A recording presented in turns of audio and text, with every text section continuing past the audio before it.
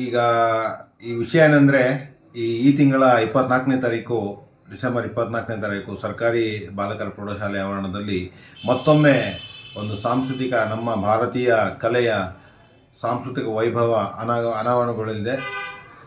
ಈಗಾಗಲೇ ನೀವು ಒಂದು ರೌಂಡ್ ಸೌದಿದ್ದೀರಾ ಸಾಂಸ್ಕೃತಿಕ ವೈಭವವನ್ನು. ಇದು ನಮ್ಮ ತಿಪ್ಟೂರಿನ ಅದೃಷ್ಟ ಅಂತಲೇ ತಿಳ್ಕೋಬೇಕು.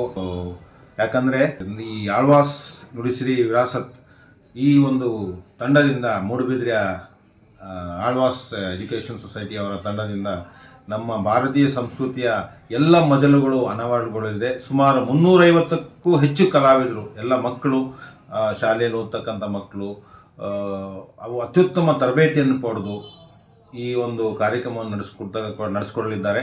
ಅತ್ಯಂತ ವೈಭವಯುತವಾಗಿ ನಮ್ಮ ಭಾರತೀಯ ಎಲ್ಲ ರಾಜ್ಯಗಳ ಜಾನಪದ ಸೊಗಡು ಮತ್ತು ಸಾಂಸ್ಕೃತಿಕ ವೈಭವವನ್ನು ಪ್ರಸ್ತುತಪಡಿಸಲಿದ್ದಾರೆ. ಎಲ್ಲರೂ ಬನ್ನಿ, ಈ ಒಂದು ಕಾರ್ಯಕ್ರಮವನ್ನು ಸವಿರಿ. ಈ ಒಂದು ಸಾಂಸ್ಕೃತಿಕ ವೈಭವವನ್ನು ನೀವು ಸವಿದು ಈ ಒಂದು ಕಾರ್ಯಕ್ರಮವನ್ನು ಯಶಸ್ವಿಗೊಳಿಸಬೇಕಂತ ನಾನು ಕೇಳ್ಕೊಳ್ತೇನೆ.